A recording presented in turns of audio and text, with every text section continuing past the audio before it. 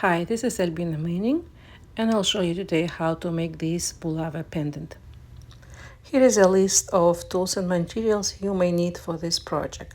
So let's straighten the 18 gauge wire, then measure a cut about 4 inches of 18 gauge wire. Now I'm using barrel pliers, the size of the bead, so make sure it's kind of that. Place my piece of 18 gauge wire on the barrel pliers in the middle and bend ends towards each other. Make sure the ends are the same length.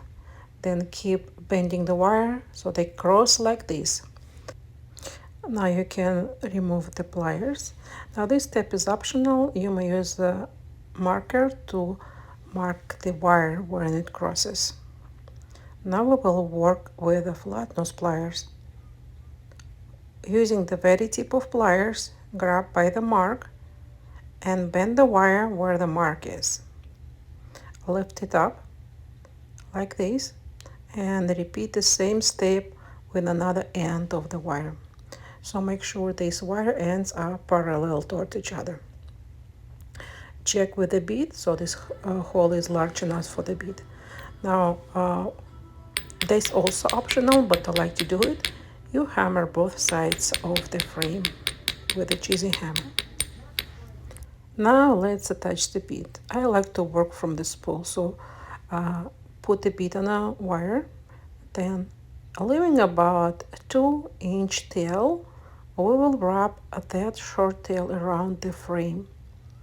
We will make 3 to 4 tight wraps. Make sure the wrappings are close to each other and the wires are not crossing. You may use the pliers to help yourself to tighten the wire, to pull it, and also squeeze it if your coils are not close to each other. So like that. Now place the bead in the middle, and then using another end of the wire, we repeat the same step with another side. I will make the same amount of wraps around the opposite frame. And a little tip for you, when you do this wrapping, make sure your wrapping wire is kind of perpendicular to the frame wire. See how I'm pulling it and there is a 90-degree bend. So when you're done with wrapping, cut off the wire short, and using chain nose pliers or pen nose pliers, tack the sharp ends. Now let's do the weaving part. Okay, we will use a new piece of 26 gauge wire, leaving again 1 or 2 inch tail. We will wrap 2, maybe 3 times around one wire. I prefer to do it with my bottom wire, and I will hold my wire like this, bead on the left and free ends on my right side. So I made 2 tight wraps around one wire. Now making 2 wraps around both wires like this. Now I'll wrap 3 times my bottom wire.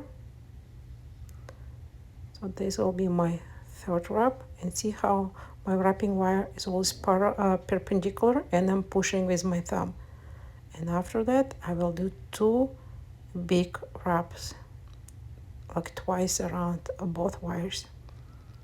And after that I will do 3 wraps around the bottom wire, and so on. You may slightly separate the ends so you can pull your wrapping wire between. So try to do this nicely and tight. You may use the pliers to push it to help you. And you keep wrapping, doing 2 big wraps and 3 little wraps until you have about 1/4 inch or like 6-7 millimeters left. Now I'm using a bail making pliers, the tiny part of it, to create the loop for the chain. So I'm making a bend. Don't worry about sharp ends. I'm using my bent nose pliers to tuck the very tip, very ends inside towards the bail, like that.